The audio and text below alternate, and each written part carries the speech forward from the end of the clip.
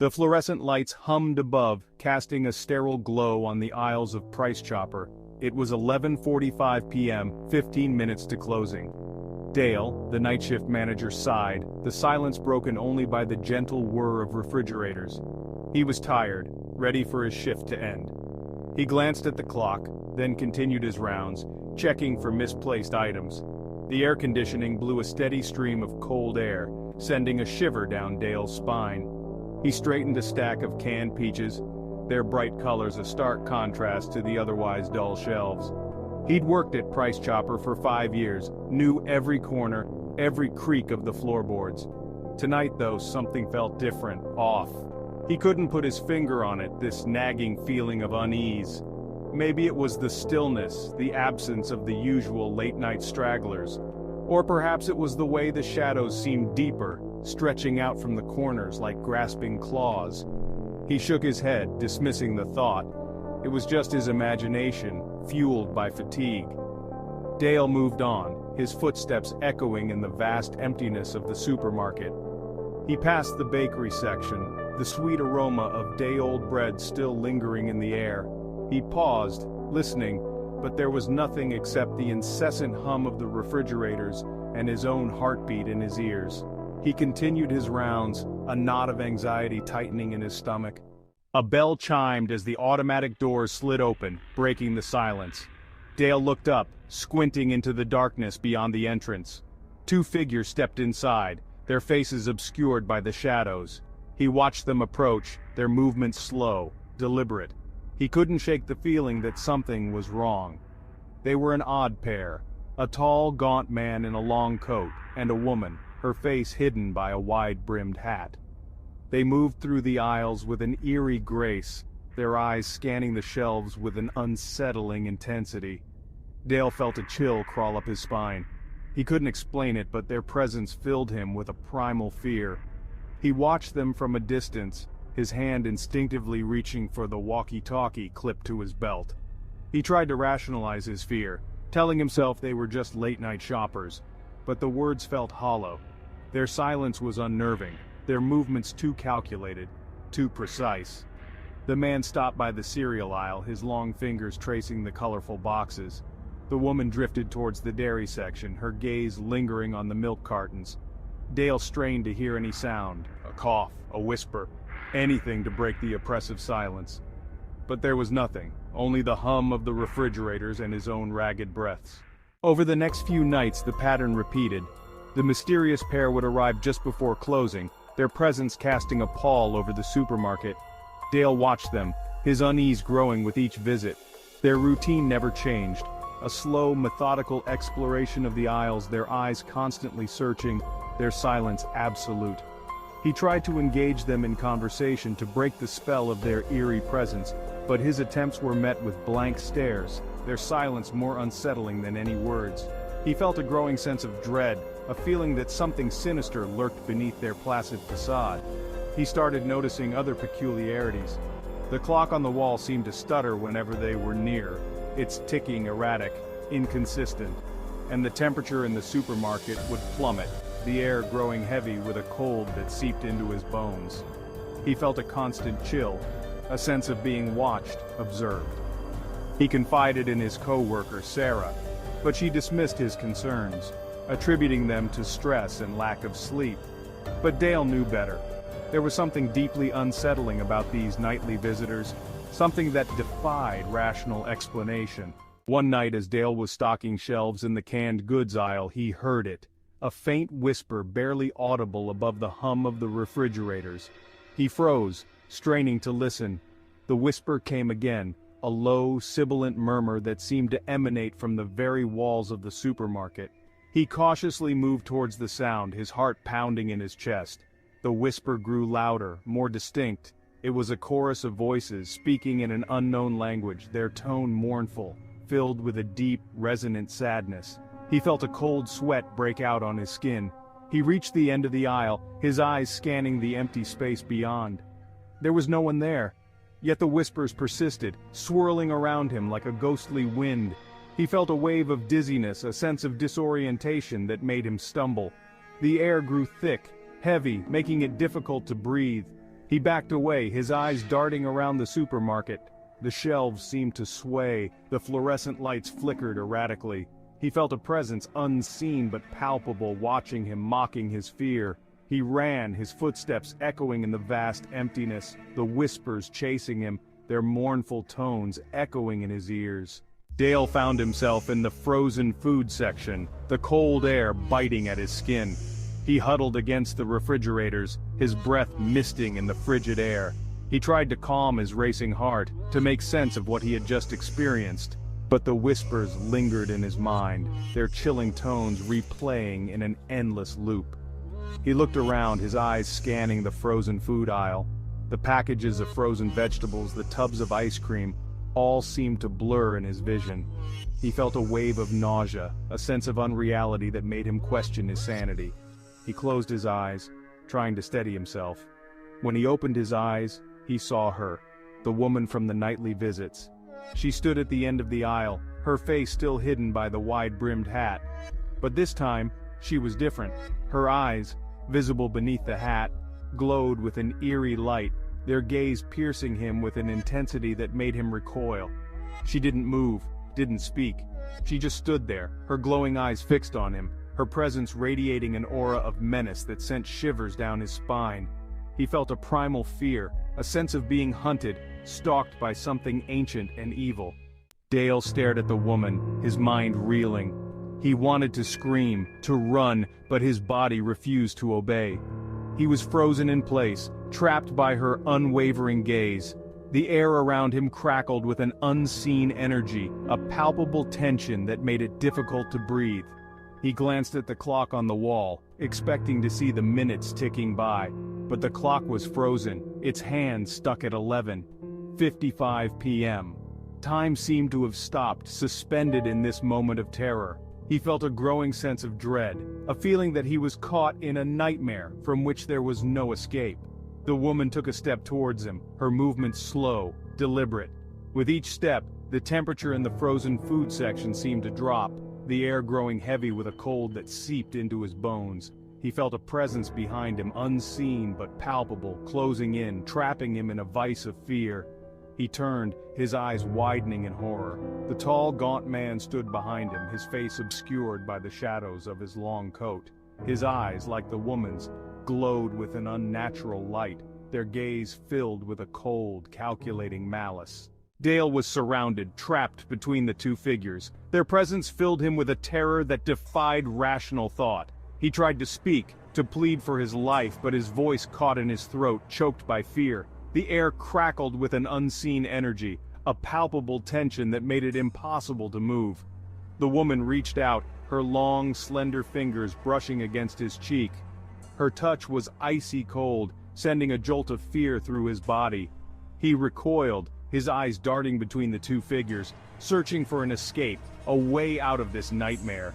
The man spoke, his voice a low, guttural growl that seemed to emanate from the depths of his being. "You are not supposed to be here," he said, his words echoing in the frozen food section. "This is not your time." Dale stared at them, his mind struggling to comprehend their words. He didn't understand what they meant, why they were here, why time seemed to have stopped. He felt a growing sense of despair, a feeling that he was caught in a web of supernatural forces beyond his control. The woman stepped closer, her glowing eyes boring into his soul. "We are the keepers of time," she said, her voice as cold and sharp as ice.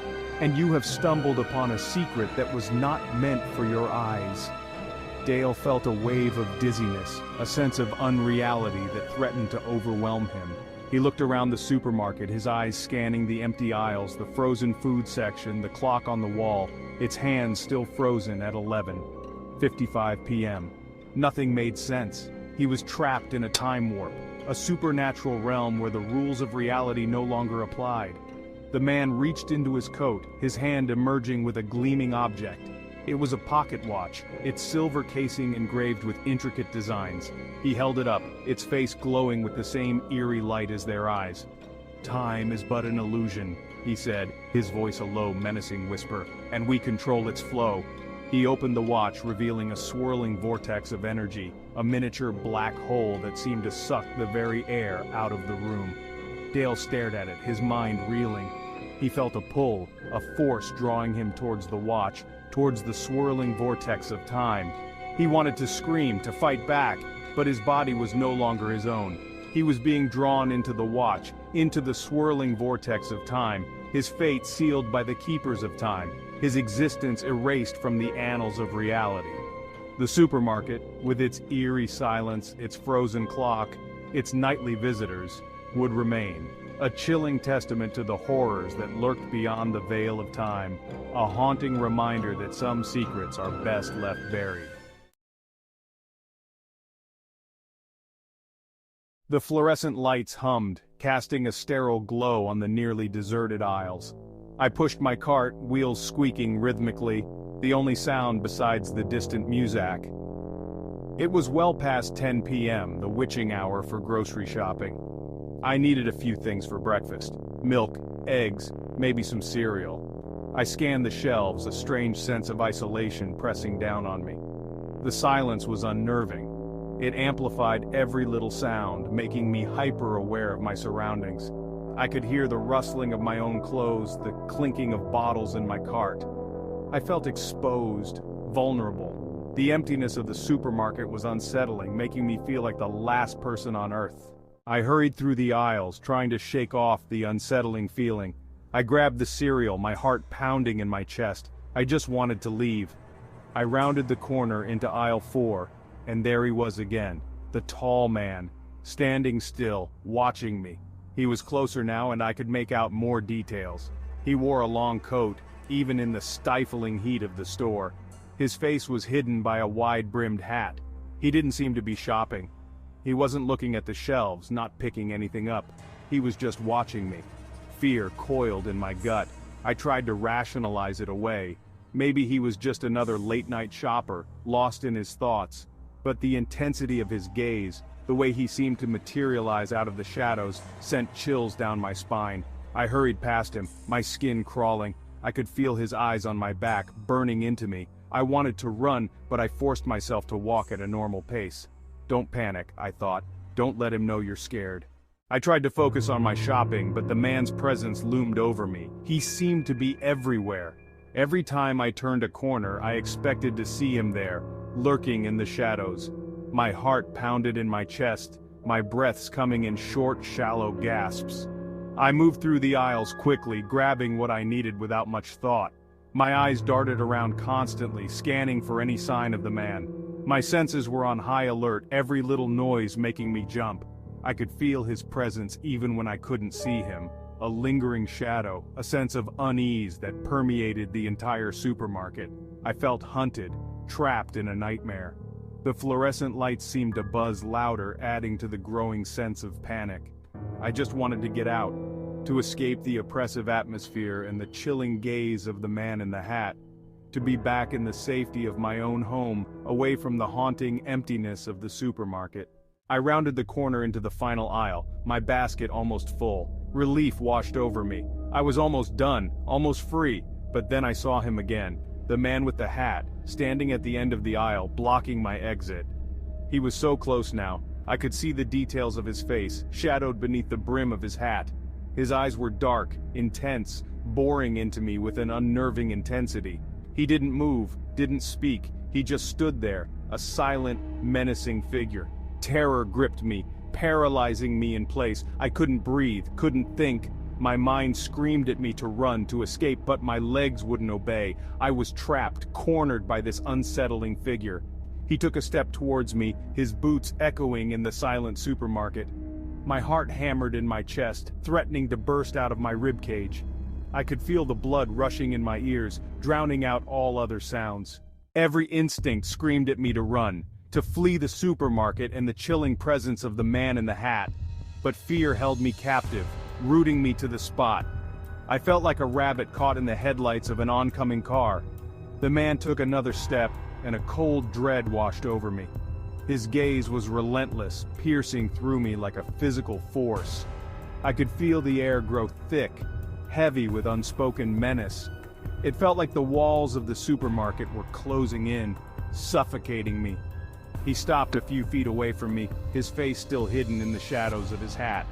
I couldn't break eye contact, his gaze holding me prisoner. The silence stretched, each second an eternity. I waited, bracing myself for the unknown. He reached out a hand, his long fingers beckoning me closer. I shrank back, my heart pounding against my ribs like a trapped bird, my breath caught in my throat, a strangled sob escaping my lips. I couldn't take it anymore. I had to break free from the suffocating terror that gripped me. "What do you want?" I choked out, my voice barely a whisper. The man didn't answer, he just kept staring, his gaze relentless. The air crackled with tension, the silence amplifying the weight of his presence. I felt small, insignificant, completely at his mercy. I tried to gather my courage to fight back against the fear that threatened to consume me. "Leave me alone," I said, my voice trembling, but even I could hear the weakness in my words. The man tilted his head, a slow, deliberate movement. It was then that I noticed something in his hand, a small, rectangular object, a phone. It was pointed directly at me. My blood ran cold. The phone. He had been filming me this whole time. My mind reeled, trying to process this new information, trying to make sense of the situation. But the terror that gripped me wouldn't allow rational thought. "Why?" I whispered, the word catching in my throat. "Why are you doing this?" The man finally broke his silence. "For the views," he said, his voice flat, devoid of emotion. "People love this creepy stalker stuff." The words hit me like a physical blow. My fear morphed into anger, a burning rage that surged through me. This whole time it hadn't been real, it was all a performance, a sick game for internet fame. He took a step back, lowering the phone. "Don't worry," he said with a smirk. "I'll blur your face, wouldn't want to get in trouble." He turned and walked away, whistling a cheerful tune. I stood there, frozen in place, my anger quickly fading back into a chilling unease. The man was gone, but the chilling reality of his actions lingered.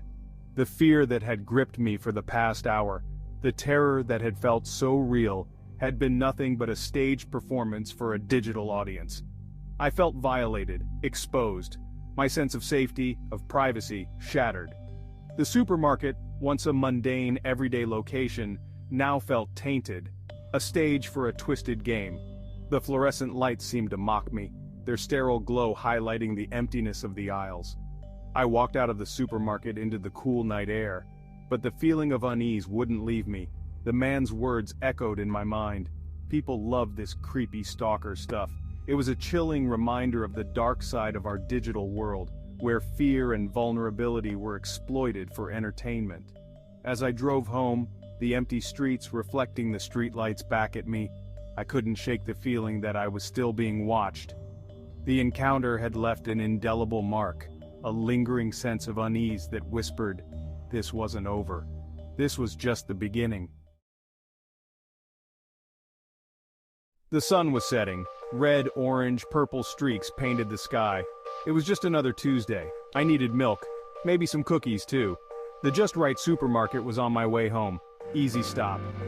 I pulled into the almost empty parking lot. Fluorescent lights buzzed over the entrance. Walked in. The automatic doors whooshed open. Cold air hit my face. Everything seemed off. Silence. No music, no cashier chatter, no carts squeaking, just the hum of refrigerators. It felt wrong, like a horror movie set. I shook off the feeling, maybe it was a power glitch. My heart hammered in my chest, adrenaline surged, fight or flight. I chose flight, spun around, raced down the aisle toward the front of the store. Earl didn't follow, didn't make a sound. I glanced over my shoulder, he was still there, watching, unmoving. I burst into the main aisle, nearly collided with a shopping cart. It sat abandoned, full of groceries, a half-eaten bag of chips spilled onto the floor. Where was the owner? Had they just vanished? My breath caught in my throat, panic rising. I had to get out. Now. The front doors seemed miles away. The fluorescent lights buzzed, flickered, casting long, distorted shadows. The air felt thick, heavy, hard to breathe. The silence was deafening. I turned slowly. My gaze swept across the store. They were everywhere, standing silently in the aisles, between shelves, behind counters. Just right employees, all wearing the same vacant expressions, the same blank white eyes. They didn't move, didn't speak, just watched. Their uniforms were pristine, name tags gleaming, Betty, Martha, George, ordinary names. But their faces were anything but ordinary, pale, drawn, like corpses. Their skin seemed stretched too tight, their lips were thin, bloodless. Their presence radiated an aura of wrongness, of something deeply unsettling. I took a hesitant step back, my hand trembled. The milk carton slipped from my grasp, clattered onto the floor. The sound echoed through the silent store, sharp, piercing. I flinched, waiting for a reaction, but the employees didn't react, didn't even blink. Their gazes remained fixed, unwavering. Terror clawed at my throat. I was trapped, surrounded by these things. They weren't human, not anymore. Something had happened to them, something horrible, and whatever it was, it filled me with primal fear. I had to get out, had to find a way past them. My eyes darted around searching for an escape route, the meat section, at the back of the store. Maybe there was a back door? It was a long shot, but it was the only shot I had. I edged sideways, keeping my distance from the nearest employee. Her name tag read Brenda. Her eyes followed me, unblinking, accusing. I tried not to make eye contact, tried to pretend she wasn't there, but her presence was impossible to ignore. The air grew colder as I approached the meat section. The smell hit me first. Raw flesh, metallic, nauseating.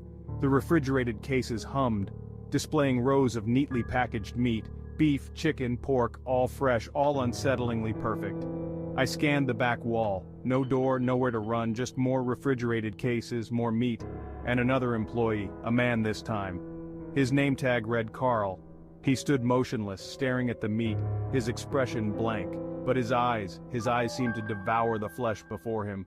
Panic swelled, choking me. No escape, nowhere to hide. I was surrounded. My gaze fell on a stack of canned goods, peaches, pears, pineapple, towering precariously. A desperate idea sparked, a distraction. I lunged for the stack, shoved it with all my might. Cans tumbled, crashed, peaches, pears, pineapple rolled across the floor.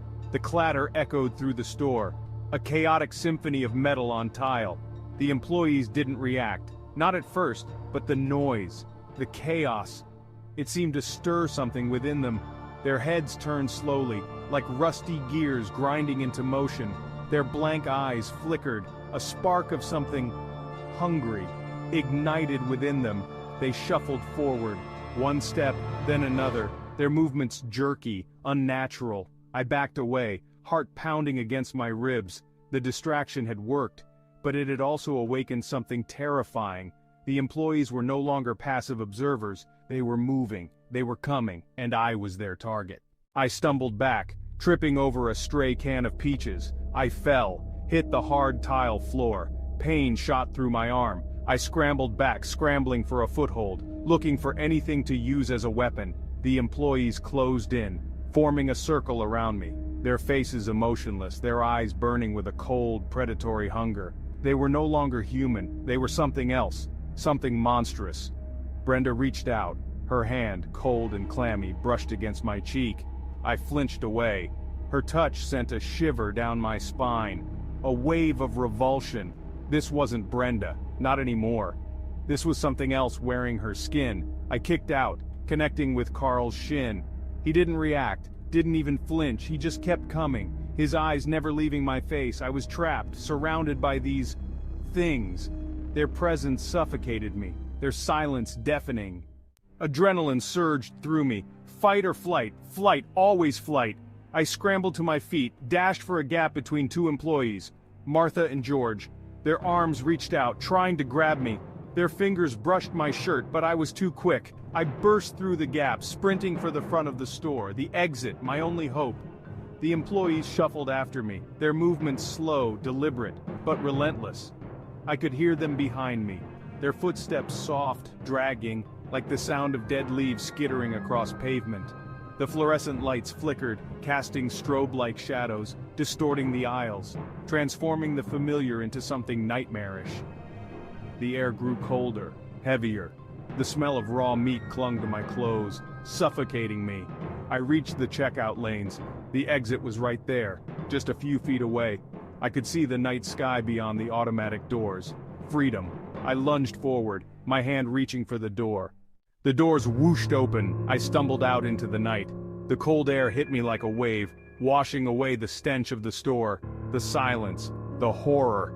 I didn't stop running, not until I reached my car, fumbled with the keys, unlocked the door. I collapsed into the driver's seat, gasping for breath, my heart hammering against my ribs. I slammed the door shut, locked it, as if that could keep the horrors of the supermarket at bay.